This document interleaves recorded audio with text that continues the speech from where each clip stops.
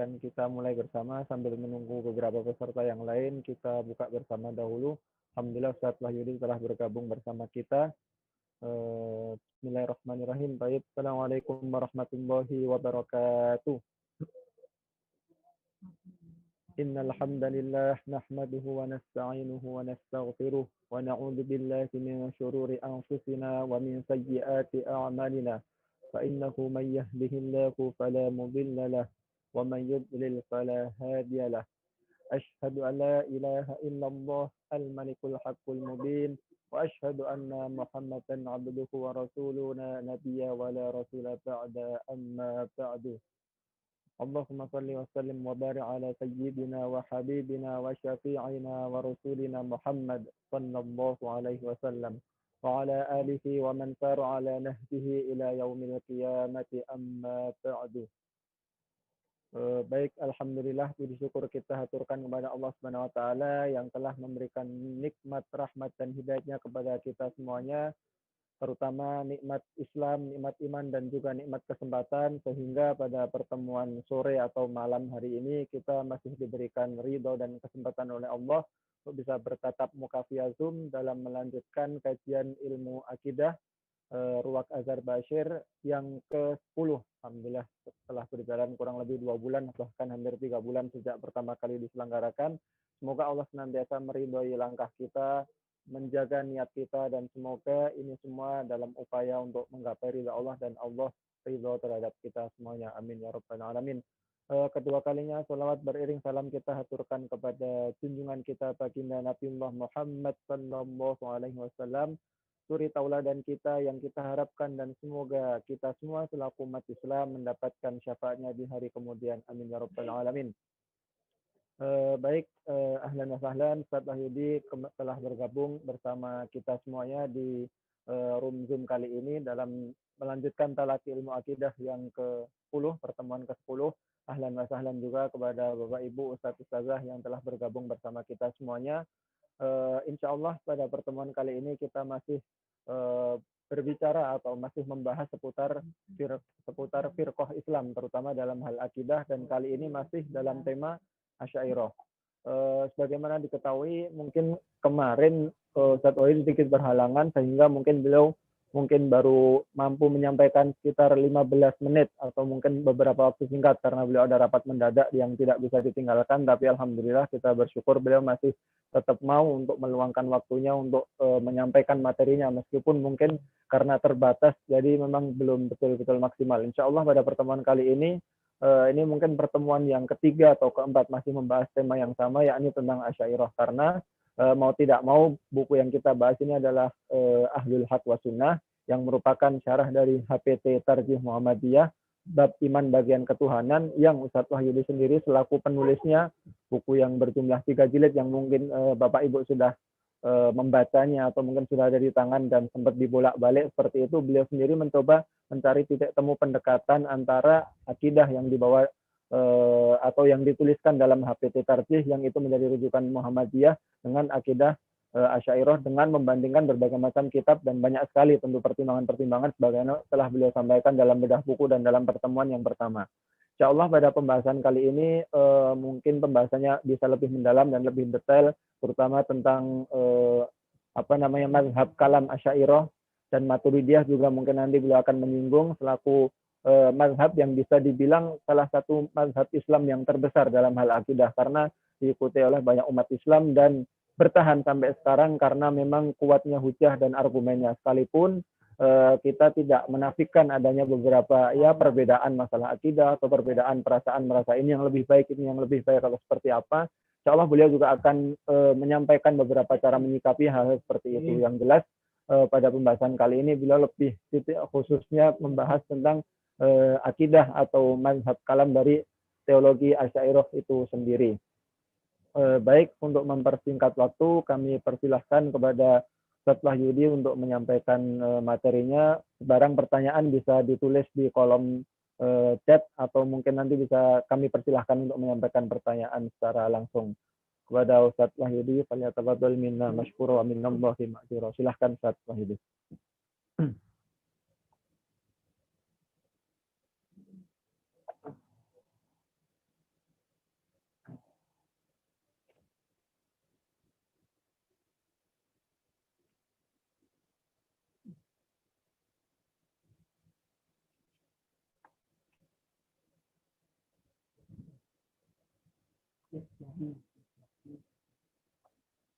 Bismillahirrahmanirrahim. Assalamualaikum warahmatullahi wabarakatuh. Alhamdulillahirabbil alamin wassalatu wassalamu ala asyrafil anbiya'i wal mursalin sayyidina wa maulana Muhammadin wa ala alihi wa sahbihi ajmain amma ba'du. Sama sekalian yang saya hormati, puji syukur kehadirat Allah Subhanahu wa taala, pada kesempatan kali ini kita masih bisa ngasih bareng, sharing pengalaman, sharing ilmu. Mudah-mudahan kita mendapat rahmat dari Allah Subhanahu wa taala. Salam berserta salam semoga tetap tercurahkan kepada junjungan kita Nabi Agung Muhammad sallallahu alaihi wasallam. Sama sekalian yang saya hormati, berhubung kemarin bahasan sepintas, maka insya Allah kali ini saya akan mencoba untuk membedah prinsip daripada pemikiran Asy'ariyah, bukan hanya Imam Asy'ari saja barangkali, tetapi pemikiran daripada mazhab Asy'ariyah. Saya coba merangkum beberapa poin yang sempat saya tulis di di file yang telah kami kirimkan di grup. Barangkali poin-poinnya sudah bisa dibaca. Itu merupakan ringkasan yang sempat saya baca tadi dari buku Ushul Ahli Sunnah wal Jamaah karya Imam Asy'ari. Ini bukunya. Ini bukunya Ushul Ahli Sunnah wal Jamaah karya Imam Asy'ari. Saya coba ambil poin-poinnya saja sehingga setidaknya kita bisa tahu sejauh mana pendapat Imam Asy'ari atau pendapat Asy'ariyah di dalam teologi atau di dalam ilmu akidah. Prinsip-prinsipnya bagaimana? Baik, prinsip yang pertama adalah, sebelum masuk ke sana, Imam Asy'ari di dalam kitab Al-Ibana seperti yang pernah saya sampaikan, sering menggunakan dua istilah. Dalam Al-Ibana dia menggunakan istilah Ahlul Haq was Sunnah. Sebagaimana juga yang disebutkan di dalam kitab HPT bab iman, di sana juga disebutkan istilah Ahlul Haq was Sunnah. Tetapi di dalam buku lain beliau menggunakan istilah Ahlus Sunnah wal Jamaah. Ini merupakan kelompok yang menurut beliau itu adalah kelompok yang sukses, yang najah, yang sesuai dengan apa yang diajarkan oleh Rasulullah dan para sahabat. Prinsip Ahlus Sunnah wal Jamaah sendiri atau istilah Ahlul Haq was Sunnah atau istilah Ahlus Sunnah wal Jamaah sendiri memang sejauh pengamatan saya belum masyhur sebelum Imam Asy'ari. Jadi termasuk Imam Ahmad bin Hambal atau Imam Malik atau Imam Syafi'i atau lainnya, itu belum masyhur atau belum populer istilah-istilah Ahlus Sunnah wal Jamaah. Mereka ini secara akidah memang sama persis dengan apa yang dibawa oleh Imam Asy'ari atau Imam Al-Maturidi, tetapi mereka belum membuat sebuah kelompok pemikiran yang komprehensif. Mereka karena sebagai ahlul fikih, mereka lebih dikenal dengan para ulama fikih. Sementara Imam Asy'ari karena beliau itu menulis buku akidah yang sangat komprehensif, maka beliau lebih dikenal dengan pakar akidah. Dan istilah Ahlus Sunnah wal Jamaah inilah beliau mempopulerkan. Sebelumnya Ahmad bin Hambal itu lebih dikenal dengan istilah Ahlul Hadis, istilah Al-Hadis. Kemudian yang kedua terkait dengan posisi akal. Ini mungkin paling penting, menempatkan akal itu bagaimana terhadap nas. Menurut paham Asy'ariyah bahwa sumber utama hukum Islam atau sumber dari sebuah kebaikan atau keburukan, atau ada istilah at-tahsin wa takbih, itu adalah nas. Jadi sesuatu itu dianggap baik manakala nas Al-Quran dan Sunnah Rasulullah Sallallahu Alaihi Wasallam itu mengatakan baik. Sesuatu dibilang buruk atau takbih manakala Al-Quran dan Sunnah Rasulullah Sallallahu Alaihi Wasallam itu mengatakan buruk, sehingga mereka berpaham bahwasanya baik buruk itu yang menentukan sesungguhnya adalah nas Al-Quran dan Sunnah Rasulullah. Sholat, puasa, haji, dan lain sebagainya dianggap baik karena Al-Quran memerintahkan. Segala sesuatu yang diperintahkan oleh Al-Quran berarti itu baik. mencuri, korupsi, manipulasi, ya kan, berbohong dan lain sebagainya, berzina, itu tidak baik karena sesungguhnya nas Al-Qur'an dan Sunnah Rasulullah Shallallahu alaihi wasallam itu melarang. Adapun posisi akal, sesungguhnya akal sebagai penguat terhadap apa yang tertera di dalam nas Al-Quran dan Sunnah Rasulullah Shallallahu Alaihi Wasallam. Meskipun mazhab Asy'ari berpendapat bahwa akal ini mempunyai posisi kedua, tetapi di dalam ijtihad akal ini posisinya pertama. Ini harus digarisbawahi. Sehingga mazhab Asy'ari mengatakan siapapun yang menafikan akal, maka sesungguhnya dia telah menafikan akal dan nakal sekaligus. Ini sangat penting. Sering diungkap di dalam kitab-kitab kalam mazhab Asy'ari. Siapapun yang menafikan akal, maka sesungguhnya ia telah menafikan akal dan nakal sekaligus. Mengapa demikian?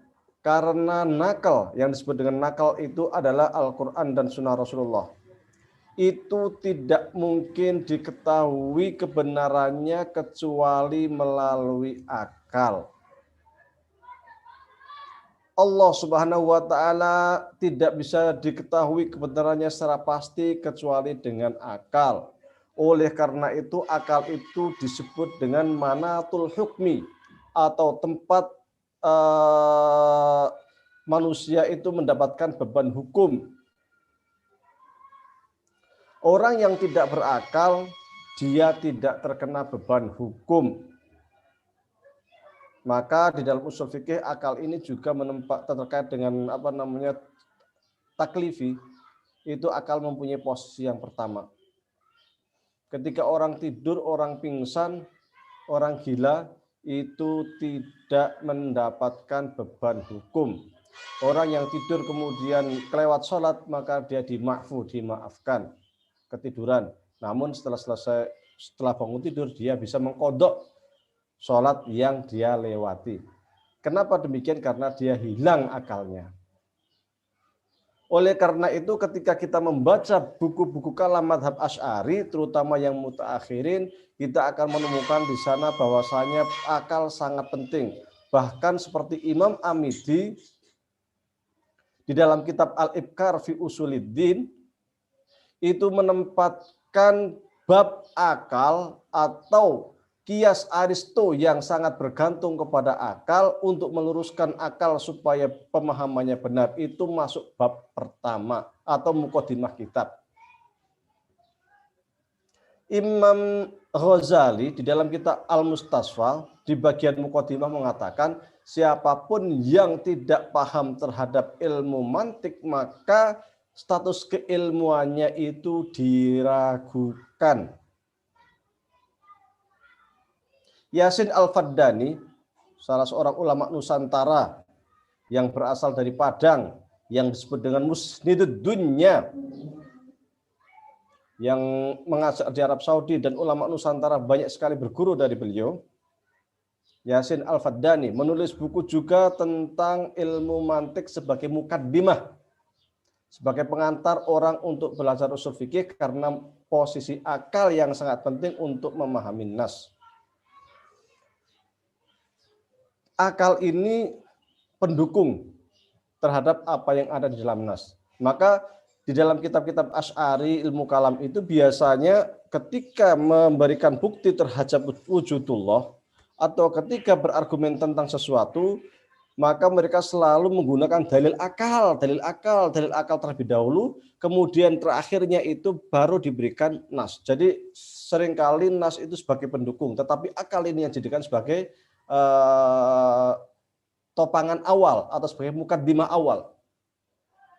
Bisa dibaca misalnya di dalam Syarhul Mawaqif atau Al-Ibkar atau Al-Arba'in karya Al-Arba'in itu ada dua. Satu Al-Arba'in karya Imam Al-Ghazali, ada juga Al-Arba'in yang karya Imam Ar-Razi. Bahkan Imam Asy'ari sendiri di dalam kitab Al-Lumma, ya, Saya membawa bukunya. Beliau ini mengedepankan logika, ilmu akal untuk membuktikan wujudullah. Kita lihat di bab awal itu langsung membahas tentang dalil wujudillah. Dan yang dibahas pertama adalah tentang masalah al-alam hadisun Allah wa sifatih dan sebagainya, itu terkait dengan Allah dan sifat Allah. Ini bab pertama sekali, halaman pertama sekali, langsung insa ala sa'ilun faqala mad dalilu ala anna lil khalqi sani'an sannahu wa mudabbiran dabbarahu qila lahu ad-dalil ala dzalika annal insana alladhi huwa fi ghayatil kamal wat tamam kana nutfah thumma 'alaqah thumma lahman wa damman wa idhaman. Jika ada salah seorang dari kalian yang menanyakan apa bukti bahwasanya Allah itu adalah Tuhan pencipta alam, yang menguasai alam, yang mengurus alam, apa yang dikatakan Imam Asy'ari? Bukan qul huwallahu ahad Allahu samad. Enggak, Imam Asy'ari enggak ngomong gitu. Atau baca saja surat Al-Fatihah. Enggak. Tetapi yang disampaikan Imam Asy'ari justru akal. Yaitu apa? Dalil bahwasanya Allah ada adalah manusia. Manusia yang awal mulanya itu nutfah, kemudian di kandungan ibu berubah menjadi mudghah, kemudian menjadi janin dan sebagainya, membesar akhirnya dia bisa lahir ke dunia, dan itu berubah sehingga perubahan itu menjadilah manusia. Jadi yang disampaikan oleh Imam Asy'ari untuk membuktikan adanya Allah itu bukan yang pertama kali, itu bukan adalah firman Allah qul huwallahu ahad Allahus samad lam yalid wa lam yulad wa lam yakul lahu kufuwan ahad. Bukan, tetapi yang disampaikan oleh Imam Asy'ari adalah ad-dalilu ala dzalik, bahwa bukti Allah itu ada. Annal insana alladzi wa fi ghayatil kamal wa bahwa manusia yang sangat sempurna itu karena nutfah, awalnya itu sekedar nutfah, sekedar setitik air dan lain sebagainya. Akal. Sehingga ketika ada kelompok-kelompok yang mengatakan bahwasanya Asy'ari itu melenceng. Asy'ari itu melenceng dari pendapatnya Imam Asy'ari. Karena Imam Asy'ari itu mengharamkan ilmu kalam umpamanya. Loh, ini buktinya ini kitab Imam Asy'ari, ini Al-Lumma, ini kitabnya Imam Asy'ari. Ini bahasanya langsung ilmu kalam, langsung menggunakan dalil akal. Bahasan pertama di depan ini. Bahkan beliau itu juga mempunyai kitab lain, judulnya itu apa? Judulnya itu Risalatul Istihsan Al-Khawd fi Ilmil Kalam. Risalatul Istihsan Al-Khawd fi Ilmil Kalam. Ini dua buku ya. Ini buku pertama itu Ushul Ahlus Sunnah wal Jamaah, yang kedua itu Al-Khawd nih. Jadi risalah itu buku kecil, buku saku tentang baiknya kita itu mempelajari ilmu kalam. Otomatis ketika hendak belajar ilmu kalam itu kita harus menggunakan akal. Otomatis kita harus belajar tentang akal. Terkait akal ini di dalam mazhab Asy'ari memang ada dua yang dalil akal yang digunakan. Yang pertama itu namanya qiyas ghaib ala syahid, yang menggunakan qiyas usuli. Yang tertera di dalam kitabnya Imam Asy'ari, terutama di dalam kitab Al-Lumma, itu sering menggunakan qiyasul ghaib ala syahid. Apa itu qiyas ghaib ala syahid?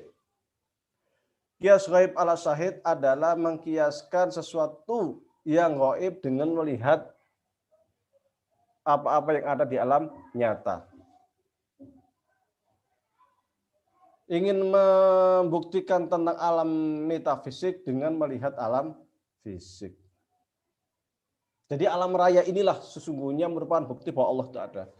Ini juga digunakan oleh Ibnu Rus di dalam kitabnya Faslul Maqal Fima Baina Syariah wal Hikmah wal Ittisal. Atau di dalam kitab beliau yang lain Manahijul Adillah, tetapi dengan istilah yang berbeda. Ibnu Rus menggunakan istilah dalilul iftira'. Ibnu Durus menggunakan istilah dalilul ikhtira. Tetapi sesungguhnya apa yang disampaikan oleh Ibnu Durus itu sama dengan apa yang disampaikan oleh Imam Asy'ari. Hanya Imam Asy'ari menggunakan mazhab Asy'ari atau mazhab ulama kalam menggunakan istilah qiyasul ghaib ala syahid. Qiyas ghaib ala syahid ini kalau di dalam usul fikih namanya qiyas usuli.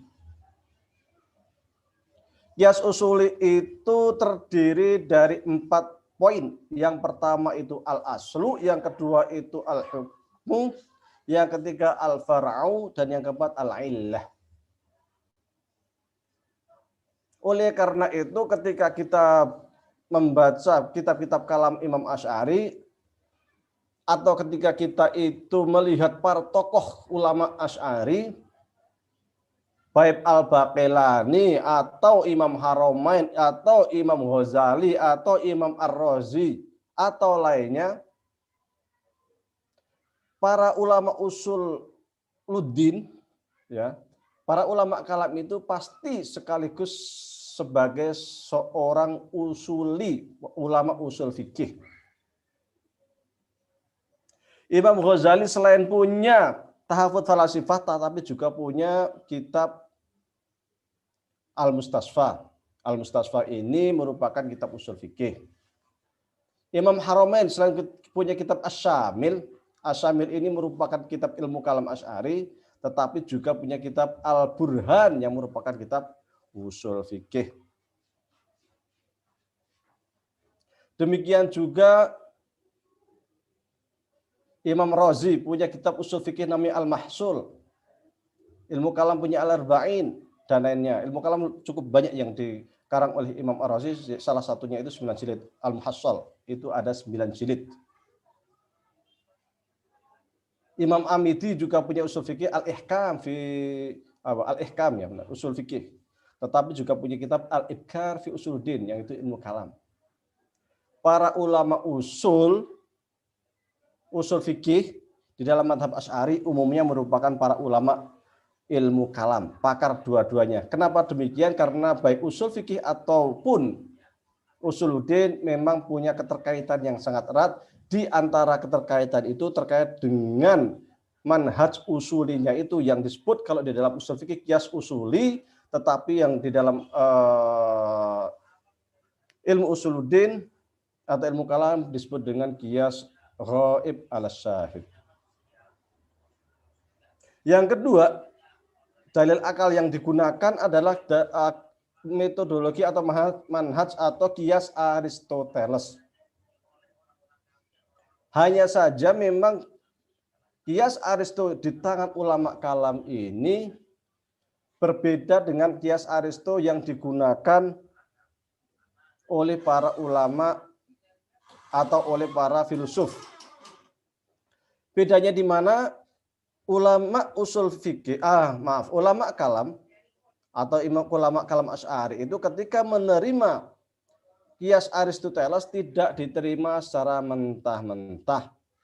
Tetapi di sana ada beberapa hal yang kemudian direvisi, disesuaikan dengan kalam mazhab Asy'ari. Memang ada beberapa poin penting perbedaan kalau kita membaca antara logika Aristoteles yang kemudian dipakai oleh Al-Farabi, Ibnu Sina, dan para filsuf, yang mereka cenderung menggunakan secara mentah-mentah dengan apa yang digunakan oleh ulama kalam, terutama juga kalam di antara kalam Asy'ari. Maka sesungguhnya tidak heran ketika Imam Subki ketika Ibnu Shalah itu mengharamkan belajar ilmu mantik. Yang dimaksud ilmu mantik di sini adalah mantik Aristo atau mantik yang biasa digunakan oleh ulama atau oleh pakar filsuf. Al-Farabi, Ibnu Sina, dan lainnya. Bukan mantik yang digunakan oleh para ulama kalam. Perbedaannya di mana? Perbedaannya diantaranya adalah bahwasanya di dalam memahami az-dzurrah atom itu, antara atom dan sifat atom bagi ulama kalam dua hal yang berbeda, tetapi kemudian oleh para filsuf itu dianggap sama, sehingga kemudian mereka mengatakan Allah dan sifatnya itu sama. Sementara ulama kalam membedakan antara Allah dengan sifat-sifatnya. Kemudian terkait dengan relasi antara Tuhan dengan alam, mereka menganggap bahwa itu ilal ma'lul, sementara ulama kalam menganggap bahwa hubungannya adalah antara pencipta dan bukan pencipta. Nanti yang bagian ini insya Allah akan kita bahas. Prinsipnya ketika kita ingin mendalami kalam Asy'ari ini, maka kita harus mempunyai dua piranti. Yang pertama adalah piranti yang disebut dengan qiyas usuli, sebagaimana yang biasa diperdalam oleh orang-orang ulama usul fikih, dan kedua adalah qiyas Aristoteles ini. Qiyas Aristoteles itu terdiri dari dua bahasan. Yang pertama terkait dengan at-tasawwurat. Yang kedua terkait dengan at-tasdiqat. Tasawurat itu merupakan gambaran-gambaran yang ada di dalam otak manusia. Apakah benar atau salah nanti akan menggunakan qiyas Aristo yang nanti masuk ke dalam bahasan at-tasdiqat. Kalau at-tasawurat itu nanti biasa akan kita bahas tentang kuliatul khamsah, al-jinsu anau al-fasl irdul am irdul khas. Nanti fungsinya adalah supaya kalam atau ketika kita membuat gambaran atas sesuatu, ketika kita membuat definisi yang kita buat itu bisa jami' wal mani'. Al-jami' wal mani'. Definisi yang benar-benar sesuai sehingga hal lain itu tidak bisa masuk di dalamnya. Jadi ulama kalam itu sangat-sangat detail sekali di dalam membahas sesuatu. Ketika mengatakan apakah kambing adalah hewan yang berjalan. Ya benar, kambing adalah hewan yang berjalan, tetapi dianggap enggak jami' dan mani'. Karena yang namanya kucing juga hewan yang berjalan, manusia juga hewan yang berjalan, seperti itu. Supaya jami' mani' itu, kambing adalah hewan yang mengembik.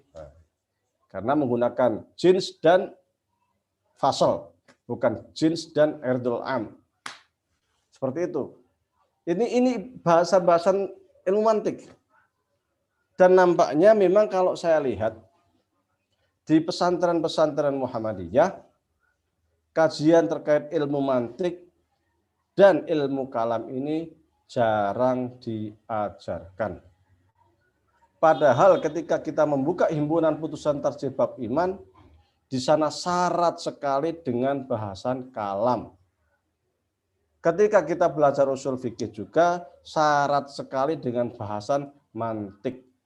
Saya tidak tahu mengapa di pesantren-pesantren Muhammadiyah ilmu mantik kok jarang diajarkan, padahal ilmu mantik ini menjadi hal yang sangat penting, apalagi ketika kita hendak berselancar dalam turos Islam. Ini merupakan bahasan yang sangat penting. Para ulama usul itu adalah para ulama yang pakar sekali terhadap ilmu akal, ilmu logika. Baik, inilah posisi akal itu. Posisi akal sebagai penguat terhadap apa yang ada di dalam an-nakal. Siapapun yang menafikan akal berarti telah menafikan akal dan nakal sekaligus. Meski demikian saya sampaikan tadi bahwa sumber hukum itu bukan akal yang pertama, tetapi yang pertama sumber hukum itu adalah nakal. Baik buruk itu dilihat dari apa yang diperintahkan oleh hukum syariat. Kalau syariat mengatakan benar maka benar, syariat mengatakan salah maka salah. Dari sinilah kemudian mazhab Asy'ari berpendapat bahwasanya mereka yang belum pernah mendengar hukum syariat maka mereka dimakfu. Wa ma kunna mu'adzibina hatta nab'atsa rasula. Dari sini pula sebagian ulama berpendapat bahwasanya mereka-mereka yang datang sebelum Nabi Muhammad, termasuk ayah ibunda Nabi Muhammad dan lain sebagainya, mereka semua termasuk ahlul fatrah. Mereka ini termasuk yang dimakfu. Kalau ada orang hidup di pedalaman dan mereka itu belum pernah mendengar agama Islam, andai pun mereka berbuat jahat, mereka itu diampuni karena mereka tidak pernah mendengar hukum syariat. Karena baik buruk itu diketahui dari hukum syariat. Perbedaan ini sesungguhnya menyelisihi apa yang dijadikan sebagai keyakinan mazhab Mu'tazilah, di mana Mu'tazilah mengatakan bahwasanya baik dan buruk itu berasal dari akal. Sementara nakal itu menjadi pendukung, menjadi penguat apa yang ada di dalam akal. Jadi syariat Allah itu sesungguhnya menguatkan. Ini terbalik dengan apa yang dipahami oleh ahli sunnah wal jamaah. Contohnya apa? Bahwasanya kata-kata seperti mencuri. Andai pun tidak ada Al-Quran, andai pun tidak ada As-Sunnah, sesungguhnya akal manusia dimanapun berada akan berpendapat, akan mengatakan bahwasanya mencuri itu tidak baik. Dari mana mereka tahu? Dari akalnya. Andai pun tidak ada Al-Quran dan As-Sunnah, ketika kita membunuh orang lain, memanipulasi atau apa korupsi, semua pasti akan mengatakan itu buruk, itu enggak baik. Akal datang menguatkan wailul lil mutaffifin, celakanya orang-orang yang korupsi, ya kan? Akal yang mengatakan yang melarang orang untuk mencuri, untuk berzina. Jadi nakal menguatkan apa yang ada dalam akal. Sehingga menurut Mu'tazilah ketika manusia entah yang primitif lah, entah yang tinggal di mana lah, entah yang belum pernah mendengar syariat lah, ketika nanti kelak di akhirat dia tidak dimakfu, tetapi akan dihukum sesuai dengan kadar akal dia tersebut. Jadi posisi akal dan nakal ini, apakah akal dulu atau nakal dulu, ini menjadi perdebatan di kalangan ulama kalam. Namun menurut ahli sunnah wal jamaah, akal ini mempunyai posisi yang kedua. Yang pertama adalah nakal dulu, Al-Quran dan sunnah dulu, baru yang kedua adalah akal, kemudian ahli sunnah wal jamaah mulai merumuskan, meletakkan dasar-dasar logika akal tersebut. Baik, sudah 40 menit lebih, kurang dan lebihnya saya mohon maaf. Setelah ini kita tanya jawab, ternyata baru 1 poin. Saya di sini padahal menulisnya ada 30 poin prinsip ahli sunnah wal jamaah. Untuk saat ini baru 1 poin, mudah-mudahan bisa kita lanjutkan pada pertemuan yang akan datang. Kurang lebihnya mohon maaf. Wabillahi taufiq wal hidayah. Assalamualaikum warahmatullahi wabarakatuh.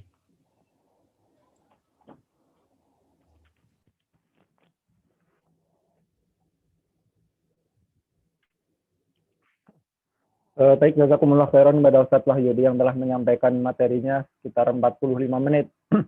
Luar biasa sekali, banyak hal telah beliau sampaikan.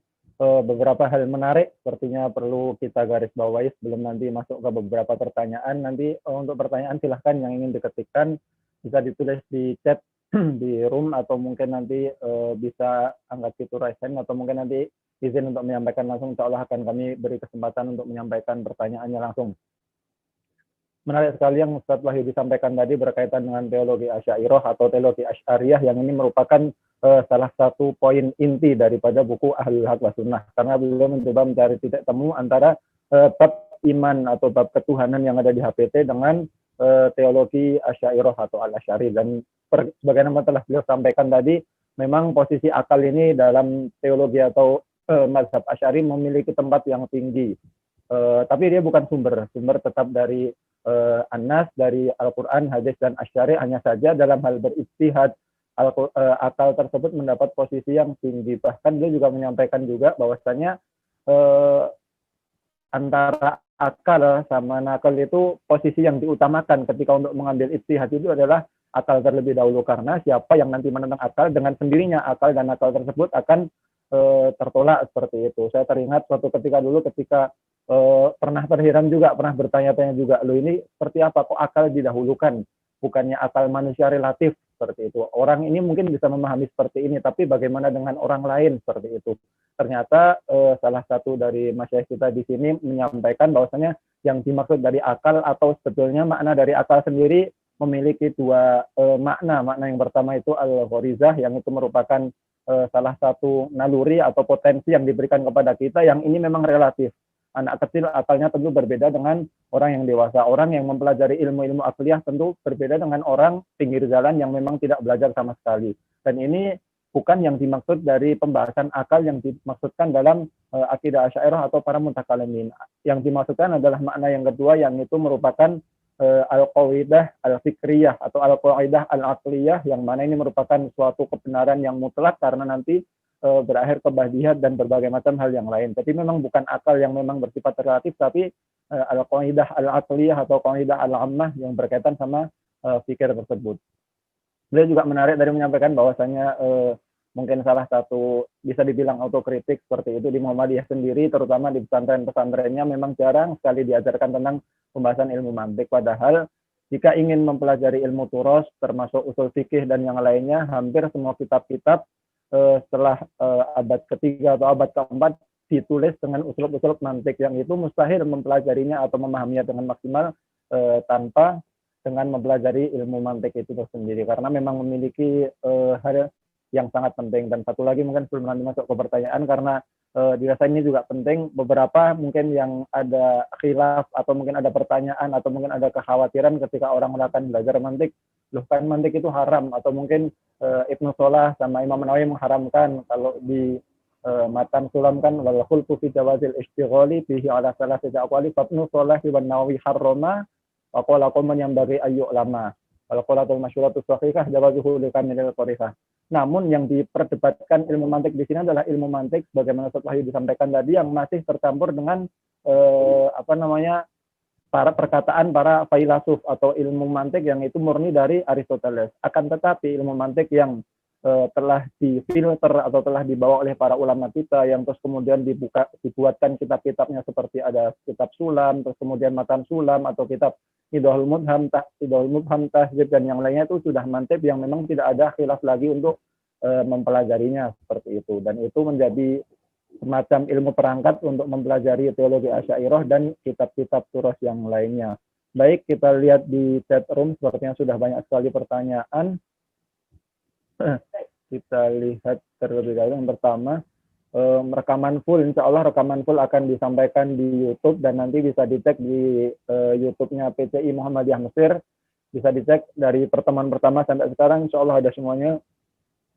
Selanjutnya mungkin tamam, ada dua pertanyaan Ustaz Wahyudi ini. Yang pertama dari Wawan Sugiarto, pertanyaannya tahun berapa HPT itu disusun dan siapa penyusunnya? Itu pertanyaan yang pertama. Untuk selanjutnya sekalian ke pertanyaan yang kedua biar langsung dijawab. Izin bertanya Ustaz dari Hadi Rahman soal ahli fatrah tadi. Apakah syariat Nabi Ibrahim dan Nabi Ismail berlaku sepanjang mereka berdua hidup saja, atau berlaku untuk Bani Ismail atau Bani Israel mungkin sampai ke zaman sebelum Nabi Muhammad diutus? Mungkin bisa langsung dijawab dua pertanyaan yang barusan. Baik. Majelis Tarjih itu kan mulai didirikan tahun 1927. Zaman Mas Mansur itu. Artinya 1927 ya cukup lama. Yang menyusun siapa? Tentu para ulama-ulama waktu itu. Saya tidak tahu siapa saja orang-orangnya, tetapi mulainya itu tahun 1927 dan bab-bab pertama yang disusun itu adalah bab akidah. Kalau Anda buka HPT bab iman itu, yang pertama kali disusun adalah bab-bab terkait dengan akidah. Dan memang ketika kita membuka bab akidah di dalam HPT bab iman itu sangat sesuai sekali dengan apa yang tercantum di dalam pemikiran madhab Asy'ari, dan itu bisa dicek secara lebih detail ketika saya mencoba untuk mensyarah itu di dalam buku kami Ahlus Sunnah wal Haq, Syarah Himpunan Tarjih Muhammadiyah bab iman. Itu ada 3 jilid dan saya coba untuk mensyarahnya itu kata per kata. Kemudian saya taksil, saya coba carikan rujukan dari kitab kuning yang sesuai dengan ungkapan itu. Hanya di dalamnya itu saya menggunakan yang teks Arabnya, bukan terjemahannya. Karena teks Arabnya itu lebih orisinil, lebih nampak terhadap usulnya itu kemana itu lebih mudah untuk dideteksi. Kalau terjemahannya kita tidak susah untuk mendeteksi. Kemudian ada juga beberapa hal-hal yang terkait dengan epistemologi yang diterjemahannya itu ternyata tidak sesuai. Kayak kata-kata an-nadhar itu merupakan sebuah epistemologi, tetapi di dalam terjemahannya tidak disampaikan bahwa itu sebagai epistem, hanya diterjemahkan letterlek saja. Nadhar itu ya berpikir tentang alam raya lah, itu saja. Padahal nadhar itu sebuah epistem besar dari 3 epistem yang ada, yaitu mazhab nadhar, mazhab fitrah, dan mazhab irfan. Nah, itu barangkali yang pertama. Yang kedua terkait dengan syariat Nabi Ibrahim, Nabi Ismail itu sesungguhnya mumtaddah. Mumtaddah itu berlaku sampai datangnya, ini ada 2 pendapat ya, sampai datangnya Nabi Muhammad SAW. Yang menjadi persoalan adalah menjelang datangnya Nabi Muhammad itu di Mekah itu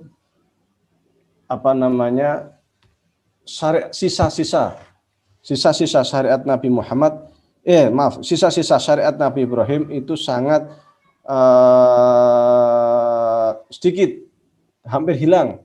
Sisa ya bagaimana kita, sisa tauhidnya ya kan, sisa tauhidnya. Kemudian terkait dengan haji, ibadah haji, orang Musailah itu masih haji, umroh itu mereka juga masih umroh. Cuman tata caranya ada yang dirubah, ada yang ditambahin dan sebagainya. Kemudian masih ada lah terkait penanggalan, ya kan, penanggalan yang digunakan penanggalan Hijriah. Yang penanggalan Hijriah itu sesungguhnya penanggalan yang dibawa Nabi Ibrahim dari Babylon. Kemudian dibawa oleh Nabi Ismail, kemudian dipakai di Mekah, ya kan. Kemudian terkait dengan Ashhurul Hurum dan lain sebagainya itu. Ashhurul Hurum itu kan sebelum Nabi Muhammad itu. Tapi sebagian besar nggak ada. Maka ada namanya zaman Jahiliyah itu yang orang-orang yang mencoba untuk mencari kebenaran, mencoba untuk mencari ajaran Nabi Ibrahim, dia tetap bertauhid, ya kan, tetap beriman kepada Allah, tetapi dia itu nggak tahu cara ibadahnya itu bagaimana. Ada sebuah cerita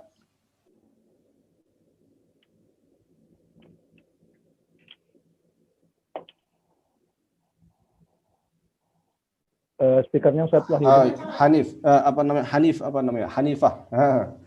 Namanya itu siapa? Zaid bin Amru. Namanya itu Zaid bin Amru, salah seorang, beliau ini orang Arab, ya kan, orang Arab Jahiliyah. Tetapi dia itu tidak mau menyembah berhala, sama sekali nggak mau menyembah berhala. Zaid bin Amru. Dia itu kesana kemari ingin mencari agama yang benar. Sampai suatu hari dia sampai ke Syam, mencari kesam tentang ajaran yang benar itu Nabi Ibrahim itu bagaimana, ketemu sama rohib. Ya kata mereka, ya kalau kamu cari sekarang ya nggak ada katanya. Kalau kamu cari ya justru kamu harus balik lagi ke Mekah sana. Di Mekah itu sekarang ini sudah ada nabi yang diutus oleh Allah yang membawa ajaran Nabi Ibrahim katanya. Orangnya sudah ada sekarang. Itu yang ngomong adalah seorang pendeta. Maka dia ketika gelisah mendengar itu dia segera bergegas cepat-cepat dia. Padahal sebelumnya waktu di Mekah dia sudah ketemu sama Nabi Muhammad, tetapi belum tahu kalau Nabi Muhammad itu sudah diutus sebagai nabi. Tapi orang ini masih bersyukur bahwa ajaran Nabi Ibrahim itu masih ada. Saya ingin tahu caranya bagaimana. Sampai kemana-mana, sampai ke Syam dikasih tahu sama seorang pendeta kalau di Mekah itu sudah ada. Buru-buru dia ke Mekah, tetapi di tengah jalan dirampok, terus terbunuh. Sampai ketika dia itu darahnya ngucur, istilahnya itu sebelum meninggal dia berdoa, ya Allah, saya itu sangat ingin menyembahmu, tetapi aku nggak tahu cara menyembahmu. Saya itu sampai ke sana kemari itu mencari ajaran, sisa-sisa ajaran Ibrahim nggak ketemu. Tapi sekarang saya ingin rindu kepada nabimu, tetapi nggak kesampaian. Ya Allah, mudah-mudahan anak saya tidak seperti saya. Kok tiba-tiba mati? Oke, ya akhirnya meninggal dunia. Nabi Muhammad waktu itu bersabda, sesungguhnya Zaid bin Amr itu sekarang masuk surga. Ya kan? Ini karena meskipun dia belum memeluk Islam istilahnya, ya kan, tetapi dia masih berusaha mencari kebenaran. Utsman bin Affan sendiri sejak zaman jahiliyah tidak pernah menyembah berhala. Utsman bin Affan. Nabi Muhammad sendiri sejak lahir juga tidak pernah menyembah berhala. Jadi masih banyak orang-orang di zaman jahiliyah itu, meskipun nggak banyak sekali ya, yang mereka itu sebenarnya masih mengikuti ajaran Nabi Ibrahim, tetapi tidak tahu caranya itu gimana, karena fatrah ya, antara jarak antara Nabi Muhammad ke Nabi Ibrahim kan sudah sangat jauh, 2000-an tahun. Luqman Hakim sendiri seorang yang apa istilahnya itu orang Arab juga ya kan, Luqman Hakim sendiri di dalam pesan-pesannya itu hanya menulis pesan-pesan moral di dalam istilahnya buletinnya. Kalau zaman sekarang mungkin nyebutnya buletin, suhuf ya, menulis kamu gitu nggak sembah Allah, jangan sekutukan Allah dengan sesuatu apapun, la tusyrik billah ya kan, kemudian taatlah kepada orang tua, jangan itu kan normatif semua, tetapi cara ibadahnya gimana kan Luqman Hakim tidak menerangkan di situ. Dan buletin Luqman Hakim itu pada masa jahiliyah itu masih sangat terkenal, masih tersebar gitu, masih dibaca banyak orang gitu. Tetapi cara ibadahnya gimana ya, ini persoalan ini. Sehingga orang-orang jahiliyah itu banyak yang mencoba mencari bagaimana sesungguhnya ajaran yang sebenarnya Nabi Ibrahim itu. Tapi ada pendapat yang kedua mengatakan bahwasanya sebelum Nabi Muhammad ini diutus, mereka itu tetap dianggap ahlul fatrah karena mereka belum mendapatkan ajaran baru dari Nabi Muhammad Shallallahu Alaihi Wasallam. Itu yang pertamanya. Oh, udah barangkali itu aja. Wallahu a'lam. Baik, terima kasih Ustaz Wahyu atas jawabannya. Pertanyaan selanjutnya. Bin bertanya Ustaz dari Dwi Jaka, di mana letak perbedaan yang paling asasi antara kias Aristo yang dipakai oleh para filsuf muslim dengan kias usuli yang dipakai oleh ulama kalam? Perbedaannya, jazakumullah khairan. Kias usuli ya. Kalau kias usuli sama kias Aristo itu bedanya yang paling esensi sesungguhnya dari sisi epistem sudah beda. Kalau kias usuli itu melihat bahwasanya antara asal dengan cabang, saya sebentar, baik kias usuli ataupun kias Aristo itu sama-sama punya punya 4 syarat atau punya 4 rukun. Kalau kias usuli itu al-aslu, asal, cabang, ilat, hukum. Antara asal dan cabang adalah 2 esensi yang berbeda. Ini perbedaan yang paling fundamental. Antara cabang dan asal adalah 2 esensi yang berbeda. Yang menyamakan sesungguhnya ilat. Ketika ilat sama, maka hukum menjadi sama. Ketika ilat beda, maka hukum menjadi berbeda. Kata Homer, inamal Homer itu kan. Homer itu arti aslinya adalah perasan anggur yang difragmentasikan, yang kemudian kalau diminum itu memabukkan. Orang Arab menyebutnya Homer. Kalau bir itu bukan Homer karena dia bukan perasan anggur. Hanya saja bir ini dianggap haram karena antara Homer dengan bir ini punya ilat yang sama, yaitu memabukkan. Tetapi hukumnya haram ya kan. Tetapi bir bukan Homer, whisky bukan Homer, tetapi hukumnya sama dengan Homer karena ilatnya sama. Untuk itu mereka mencoba untuk membentuk sebuah manhaj supaya ilat ini benar-benar mundobit. Mundobit itu benar-benar bisa dipertanggungjawabkan secara ilmiah. Maka mereka menamakan dengan masalikul illah. Maka dalam masalikul illah ini ada tangkihul mana, tahjul mana dan sebagainya itu. Masalikul illah supaya ilat yang dijadikan pegangan itu benar-benar bisa dipertanggungjawabkan secara ilmiah. Kalau sekarang mungkin sudah menggunakan laboratorium, ya kan? Laboratorium untuk menentukan produk itu halal atau enggak. Itu sesungguhnya merupakan lembaga untuk mengetahui ilat, tetapi sudah dibentuk sebuah lembaga yang lebih empiris.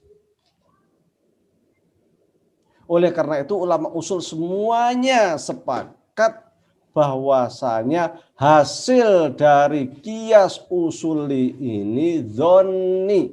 Ini perbedaan kedua. Dzonni artinya masih ada kemungkinan salah. Sementara di dalam kias Aristo ada muqaddimah kubra, muqaddimah sughra, robit, natijah. Antara muqaddimah kubra dan muqaddimah sughra ini merupakan satu kesatuan, bukan dua hal yang terpisah. Contoh, al-alam mutaghayyir wa kullu mutaghayyirin hadisun. Al-alam hadisun. Alam raya ini sifatnya berubah-ubah. Dan segala yang berubah-ubah ini mesti baharu, ciptaan. Maka alam raya ini ciptaan. Jadi antara al-alam mutaghayyir dengan alam hadis ini ada ikatan yang disebut dengan robit. Al-alam mutaghayyirun. Ini mutaghayyir kita buletin. Wa kullu mutaghayyirin kedua kita buletin. Ini namanya robit. Robit itu adalah ikatan yang menggabungkan antara muqaddimah kubra dengan muqaddimah sughra. Kata-kata yang sama. Kemudian kata-kata yang sama itu kita coret satu. Maka akan muncul sebuah hasil. Hasil ini merupakan satu garis. Natijah itu satu garis. Satu kesatuan. Bukan esensi yang berbeda. Maka seluruh ulama mantik mengatakan bahwasanya hasil dari kias Aristo itu qat'i. Nah, ini perbedaan yang kedua kan. Kalau tadi kias usuli itu antara asli dengan fara' itu dua hal yang berbeda. Hasilnya dhoni. Kalau kias Aristoteles antara asli dengan fara' itu satu kesatuan, masih nyambung. Hasilnya qat'i. Kullu muskirin khamrun wa kullu khamrin haramun. Setiap yang memabukkan itu pasti khamr. Ini yang digunakan oleh Ibnu Hazm. Dan setiap yang setiap khamr itu pasti haram. Berarti semua yang memabukkan pasti haram. Di dalam kajian usul fikih sendiri sesungguhnya ada dua aliran dalam menggunakan atau berpegang pada kias ini. Sebagian besar atau jumhur ulama itu menggunakan kias usuli di dalam kajian usul fikih. Tetapi ada kelompok yang menggunakan kias Aristoteles sebagai pondasi untuk membangun usul fikih, yaitu mazhab Zahiriyah yang yang imamnya itu adalah Daud Az-Zahiri, namun konseptornya itu sesungguhnya adalah Ibnu Hazm Az-Zahiri. Ibnu Hazm ini meletakkan ilmu usul fikih yang disebut dengan istilah ad-dalil. Ad-dalil, bukan usul fikih tetapi ad-dalil. Ad-dalil ini merupakan usul fikih Ibnu Hazm. Kalau kita membaca isinya, baik dari sisi namanya saja sudah beda, ad-dalil. Kemudian dari dalamnya itu semuanya menggunakan kaidah-kaidah yang merupakan yang diambil dari kaidah mantik Aristoteles. Karena yang diinginkan oleh Ibnu Hazm itu usul fikih itu harus qat'i, tidak dzonni, dan tidak mengakui kias usuli. Sehingga jumhur ulama sering mengatakan bahwasanya Ibnu Hazm itu anti kias atau tidak menggunakan kias atau ingkar terhadap kias. Sesungguhnya Ibnu Hazm ini bukan ingkar kias atau bukan tidak menggunakan kias. Ia menggunakan kias, tapi kias Aristoteles, bukan kias usuli. Kemudian dikembangkan lagi oleh Al-Muwafaqat, pengarang kitab Al-Muwafaqat, Imam Syatibi. Kalau kita lihat di dalam kitab Al-Muwafaqat Imam Syatibi, di bab awal-awal itu juga disebut dengan Kuliyatul Khamsah. Dalam maqasid syariah itu Kuliyatul Khamsah. Istilah Kuliyatul Khamsah ini sesungguhnya istilah yang sering digunakan oleh ahli mantik di dalam bab at-tasawwurat. Kuliyatul Khamsah yang dimaksud oleh Syatibi adalah hifdzuddin, hifdzul akal, hifdzul nafsal, hifdzul irad, hifdzul mal, ya kan? Ada 5. Tetapi kalau yang Kuliyatul Khamsah yang digunakan oleh pakar mantik adalah al-jinsu wan naw', irdul am, irdul khas, al-fasl. Istilah yang digunakan sama tetapi kandungannya berbeda. Maka ketika kita membaca kitabnya Imam Syatibi Al-Muwafaqat sangat berbeda dengan kitab-kitab usul fikih seperti Ar-Risalah. Karena sesungguhnya mantik Aristo itu sering sekali lebih melihat kepada faktor-faktor makna. Al-ma'ani, bukan struktur bahasa. Al-mabani.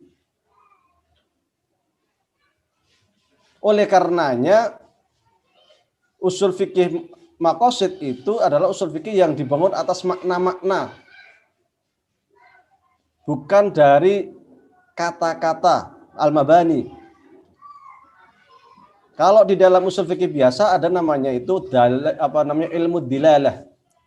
Ilmu dilalah itu nanti kita akan membahas tentang al-amr, an-nahyu, al-am, al-khas, al-mutlak, al-muqayyad, al-majaz, al-haqiqah, dan lain sebagainya. Dan semua itu berasal dari kaidah-kaidah bahasa Arab, dari struktur bahasa Arab. Seperti al-amru yufidul wujub illa idza sarfatu qarinatun. Itu merupakan kaidah berasal dari bahasa Arab, struktur bahasa Arab. Tetapi di dalam kitab Muwafaqat enggak ada kayak gitu. Dia yang dilihat tuh udah beda banget. Apakah ini bisa melindungi harta atau enggak? Apakah ini bisa melindungi akal apa enggak?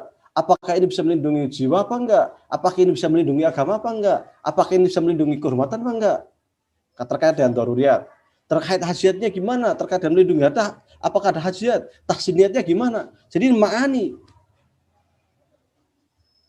Ada perdebatan yang cukup unik waktu zaman Abbasiyah, itu namanya Mata. Dengan Mata itu salah seorang pendeta ahli mantik. Aristo. Mata bin Yunus. Dengan salah seorang pakar bahasa Arab. Saya agak lupa namanya, pakar bahasa Arabnya. Tetapi kesimpulan terakhir mereka mengatakan bahwasanya bahasa Arab itu mempunyai logika sendiri. Mantik Aristo itu punya logika sendiri. Sementara kaidah usulnya itu dibangun di atas logika bahasa Arab. Kalau mantik Aristo itu dibangun di atas logika orang Yunani, menurutnya begitu. Tetapi menurut Ibnu Hazm ataupun Imam Syatibi enggak seperti itu, karena ada pemikiran-pemikiran manusia yang sifatnya universal. Jadi mantik Aristo itu berusaha untuk melihat sesuatu secara universal, kuliah. Perbedaan ketiga nih. Perbedaan ketiga. Mantik Aristo itu melihat sesuatu secara kuliah, bukan juz'iyah. Dan cara memandang sesuatu itu pasti urut.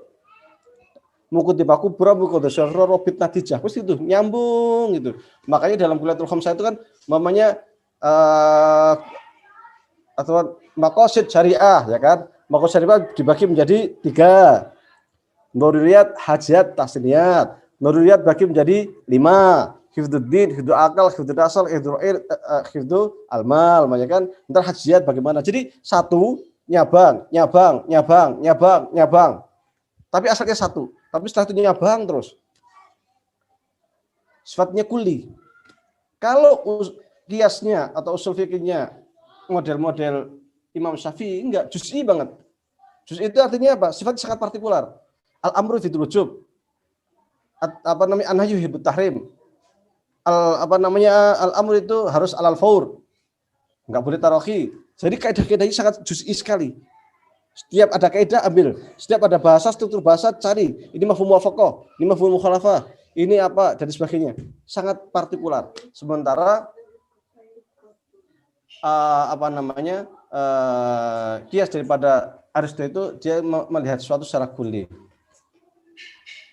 Ini di antara perbedaan ya, perbedaan. Bagaimana sikap kita? Tentu kita harus bisa lebih baik menguasai dua-duanya, karena kalau ketika kita belajar usul fikih pun kita akan mencoba untuk belajar juga usul fikih Syafi'i atau usul fikih kalam yang itu sangat bergantung kepada kaidah bahasa, dan kita juga harus belajar usul fikih maqasid yaitu sangat bergantung kepada makna.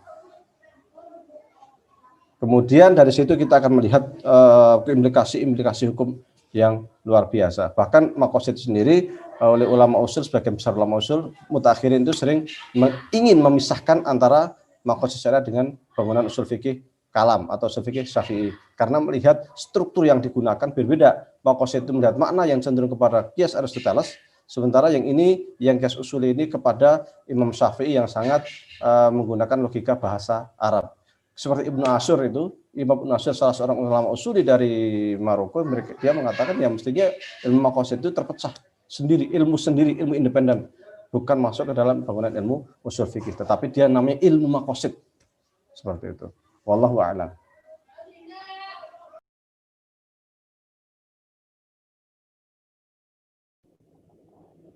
Jazakumullah khairan Ustaz Wahidi atas kesempatan yang telah menjawab pertanyaannya. Silahkan, kami persilahkan jika ada mungkin kesempatan untuk pertanyaan terakhir. Barangkali ada yang ingin menanyakan secara langsung.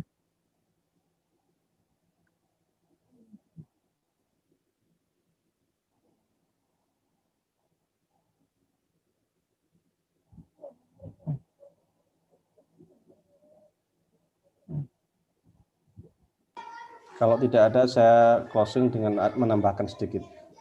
Ya, baik. Silakan untuk closing statement-nya.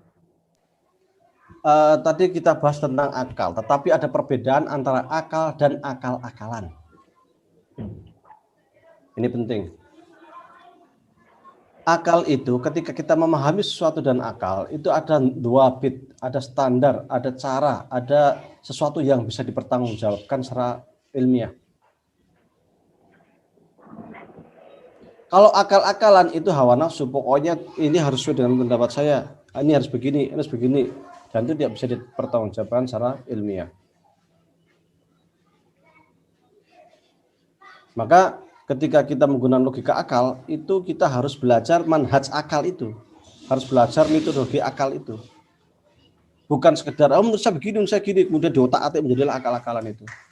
Kalau saya melihat sesungguhnya kayak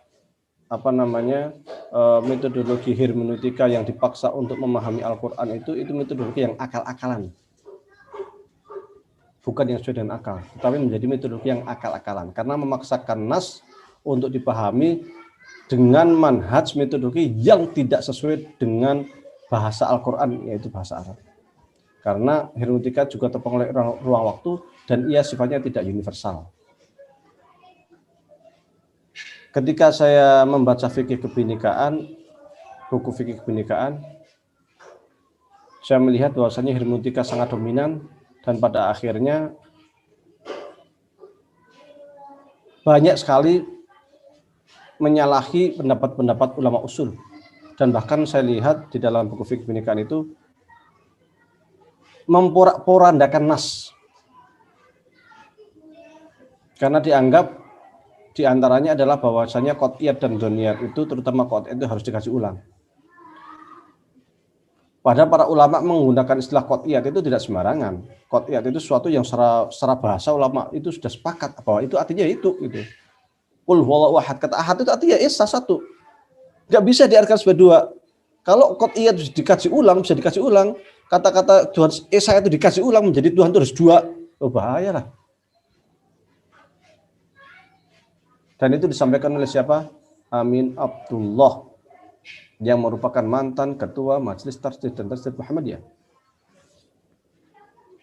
Sehingga saya mencoba untuk mengkantar buku itu dengan judul Menggugat Fikih Kebinekaan, setebal 294 halaman. Yang saya kantar adalah teori-teori hermeneutika yang dipaksa untuk dijadikan sebagai pseudoanalisis di dalam memahami nas Al-Quran. Saya anggap itu sebagai wujud daripada akal-akalan. Bukan berusaha untuk memahami Al-Quran dengan akal yang benar. Dan ini sangat berbahaya. Bahayanya lagi adalah bahwasanya seperti metode hermeneutika ini justru itu yang ngetren di universitas Islam di Indonesia, UIN. Sehingga mereka itu sampai menafikan sakralitas Al-Quran. Karena dianggap Al-Quran makhluk, sehingga Al-Quran dibuang, diinjak-injak. Padahal yang dimaksud makhluk oleh Mu'tazilah bukan seperti itu. Mu'tazilah itu sangat hormat sekali sama Al-Quran. Yang namanya Wasil Ibn Atta itu kalau sholat malam, habis sholat malam langsung menulis apa yang dia baca itu, ayat-ayatnya dia baca, dia buat nulis buku. Amr bin Ubaid juga sama. Luar biasa hormatnya terhadap Al-Quran. Mereka mengatakan Al-Quran makhluk itu bahwa Al-Quran itu yang terkait dengan suara, huruf, kata-kata itu adalah makhluk. Tetapi nilai sakralitas Al-Quran tetap dipegang kuat-kuat. Sehingga mereka tetap hormat angkat topi terhadap Al-Quran. Bukan Al-Quran dilempar, diinjak-injak, ini makhluk. Enggak ada Mu'tazilah sampai seperti itu. Ini adalah dampak negatif dari akal-akalan itu. Atau memahami semua ayat itu sebagai sejarah. Maka sekarang memahami Al-Quran itu harus sejarah sekarang, jangan sejarah masa lalu.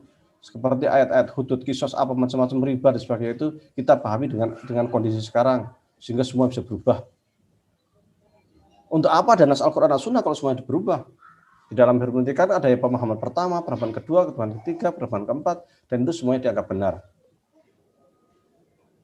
Karena semuanya dianggap nas. Nas pertama itu nas, pemahaman kedua juga nas, pemahaman ketiga juga nas. Ini menjadi sangat problematik. Dan ini pada akhirnya akan meluluh lantakkan nas karena akal-akalan ini. Maka usul fikih ini terutama, usul fikih itu menjadi bangunan yang sangat penting yang harus diperkuat dan harus disosialisasikan. Terutama di kalangan intelektual. Usul fikih itu sangat logis. Ketika saya mengantar hermeneutika, saya menggunakan usul fikih dan usuluddin. Teori usul fikih dan teori ulama kalam yang saya gabung. Itu masih sangat relevan untuk mengantar seperti hermeneutika.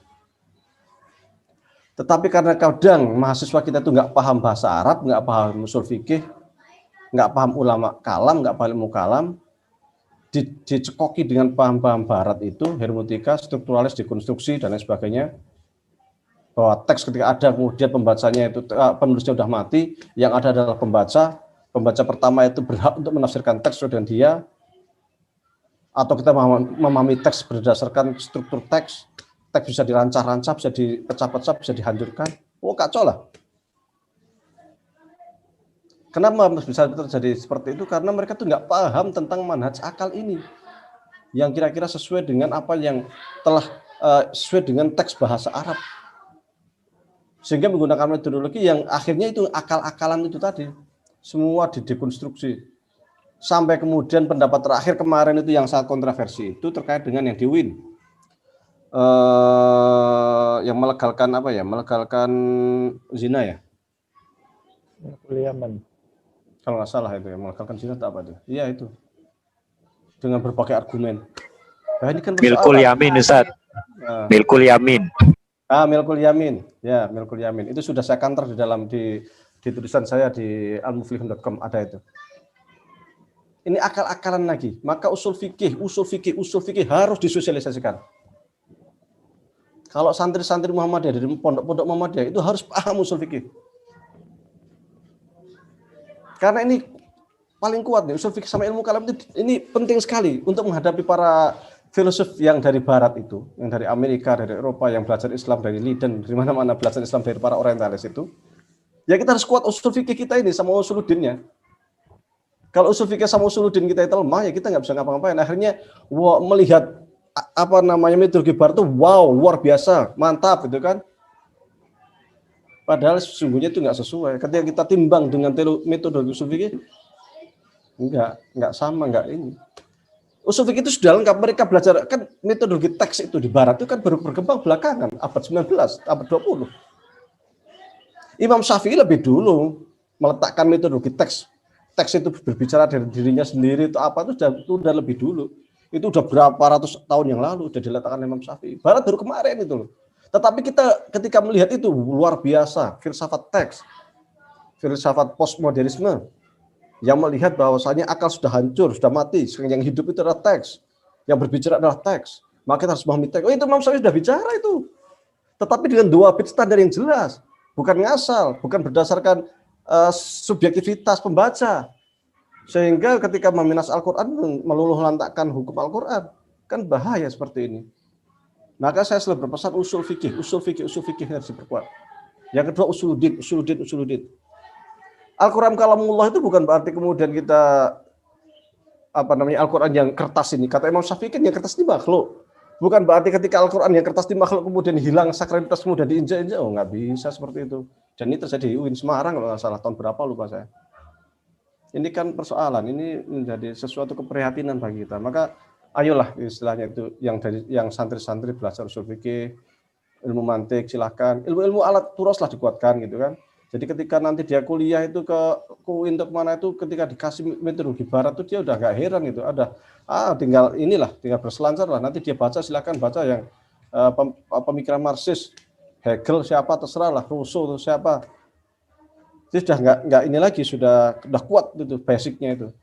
Jadi udah nggak mudah terpengaruh. Tapi kalau basic Islamnya ini usul fikih usul din lemah, dikasih metodologi barat yang sebenarnya itu akal-akalan, akhirnya ya terbawa kan. Nah ini jangan sampai seperti itu. Demikian itu barangkali. Wallahu a'lam. Baik, Masya Allah, luar biasa sekali tadi beliau menyampaikan di akhir sesi beberapa kegelisahan beliau terkait masalah yang terjadi baik itu di Indonesia atau maupun di kebanyakan umat Muslim yang berkaitan sama metodologi, dan memang krisis dan perlu untuk disosialisasikan sebagaimana beliau sampaikan tadi beberapa ilmu alat yang itu merupakan perangkat wajib untuk memahami atau istilah beliau untuk berselancar dengan kitab-kitab turos yang merupakan peninggalan para ulama yang mereka lebih dahulu hidup dahulu dari kita dan mengetahui lebih banyak hal, utamanya berkaitan dengan peninggalan-peninggalan sejarah khazanah umat Islam. Baik, saya kira mungkin bisa kita cukupkan untuk pertemuan ke-10 kali ini. Insya Allah rekaman dari video pertama bahkan dari bedah buku tersebut atau buku ini Ahlul Sunnah, insya Allah ada semuanya. Silahkan bisa dikunjungi di channel YouTube kami di PCI Muhammadiyah Mesir. Jika ingin atau berkenan menyimak atau melihat beberapa video-video lain, setelah ini juga memiliki channel YouTube Al-Muflihun TV. Di situ beliau juga menjelaskan beberapa persoalan-persoalan secara maudu'iyan atau secara dengan judul-judul tertentu gitu. Mungkin 5 menit, 6 menit, 7 menit persoalan-persoalan berkaitan dengan fikih, usul fikih, dan ilmu kalam juga bisa dikunjungi seperti itu. Baik, insya Allah kita cukupkan sekian. Terima kasih setelah ini telah meluangkan waktunya. Semoga Allah balas dengan kebaikan dan kita diridhoi oleh Allah sehingga bisa melanjutkan hingga ke pertemuan-pertemuan selanjutnya, dan semoga bisa khatam dan selesai juga ini bukunya dibedah. Terima kasih juga kepada hadirin Bapak Ibu Ustadz yang telah bersama dengan kita semuanya. Mungkin dari saya cukup sekian, kurang lebihnya mohon dimaafkan. Billahi taufik wal hidayah. Wassalamualaikum warahmatullahi wabarakatuh.